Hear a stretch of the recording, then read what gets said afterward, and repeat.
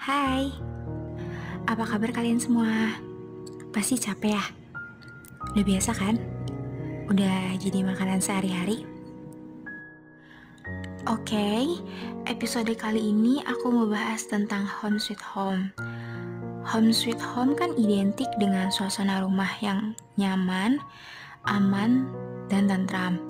Karena memang artinya rumahku, istanaku. Nah, yang mau aku bahas justru kebalikannya, yang dimana rumah yang kita tempati justru memberi rasa tidak aman, tidak nyaman, dan tidak tentram. Kiasan kata rumahku istanaku itu tidak berlaku, bahkan bisa dibilang tidak terjadi.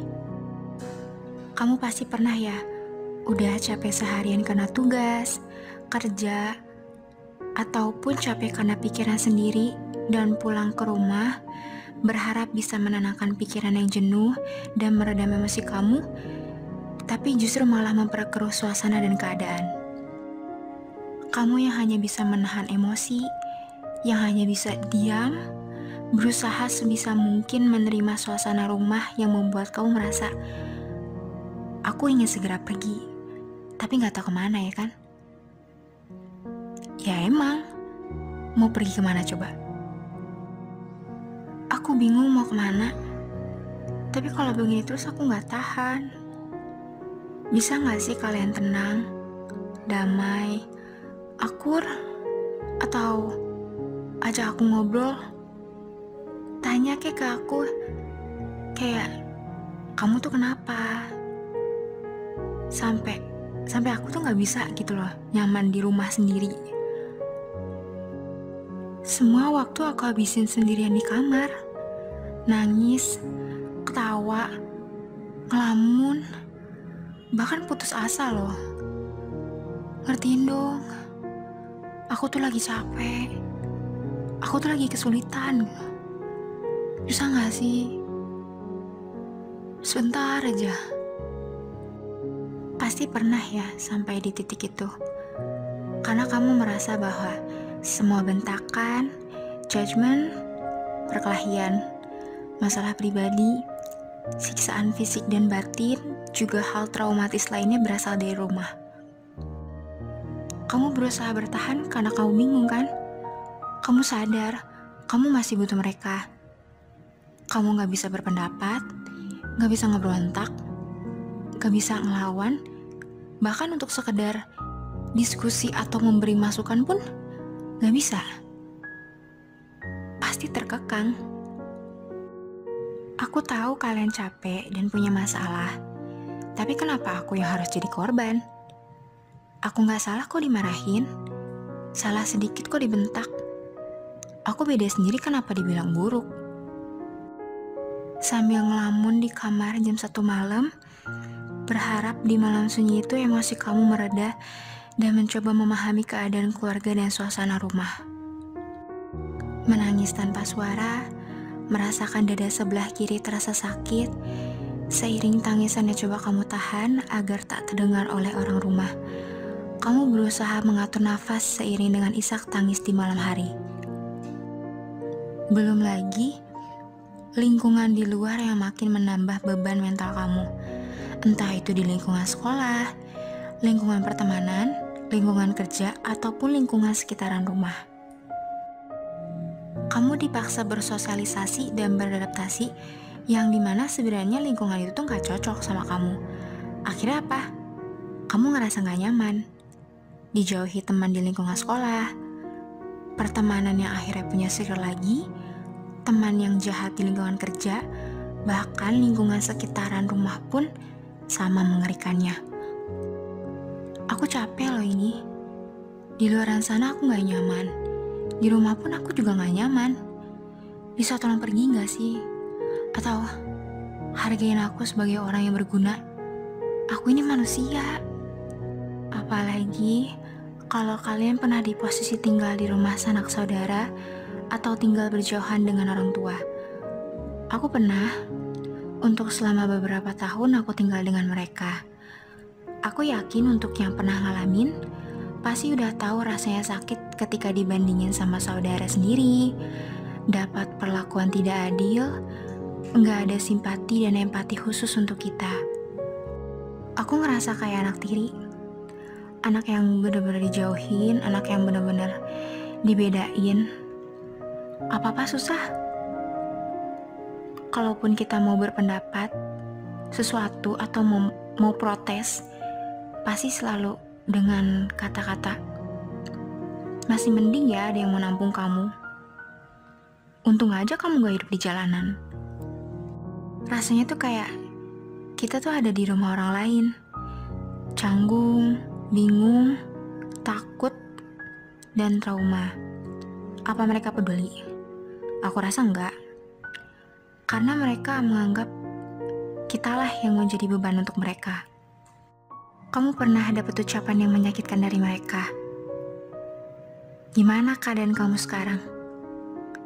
Untuk aku pribadi, itu sebuah memori lisan yang membuat aku trauma. Yang membuat aku sampai sekarang berpikir bahwa aku tuh beban. Karena saking seringnya ucapan itu terlontar. Waktu itu ya.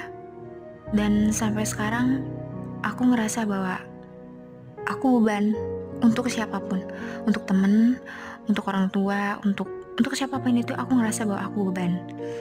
Karena saking seringnya ucapan itu terlontar. Kata-kata itu tuh udah tertanam di otak aku dan menggores luka cukup dalam di batin aku ya. Itu udah memori yang sangat-sangat mengerikan. Even mungkin itu simple, tapi membuat aku sampai sekarang mempunyai mindset yang buruk gitu. Apa mereka sadar sama ucapan mereka? Oh enggak. Bahkan sepatah kata maaf pun aku gak terima sama sekali. Mereka tetap kayak gitu. Sedangkan aku malah terpuruk dan trauma. Apa yang udah mereka lakuin ke kita itu, mereka gak tahu kan? Kita makin terpuruk, kita makin down, kita harus survive, kita harus sabar, kita harus kuat. Jadi kayak mereka yang berbuat, tapi kita yang kena imbas, tapi kita yang ngalamin, tapi kita yang survive, tapi kita yang harus kuat gitu. Tapi mereka fine aja gitu. Mereka ya nggak tahu kalau kita tuh sebenarnya sakit gitu. Sebenarnya mereka tuh bikin kita sakit gitu. Menurut aku, ini bukan rumah, apalagi sebuah istana. Ini tempat di mana hatiku hancur, mentalku berantakan, pikiranku kacau, fisik aku juga terganggu. Orang terdekat yang seharusnya mendukungku, mereka malah menghancurkannya. Aku tahu, hidup tidak ada yang sempurna. Tapi, ketika rumah yang seharusnya menjadi tempat pulang, berubah menjadi tempat yang mengerikan, hati, mental, dan fisik hancur bersama dengan keadaan rumah itu sendiri.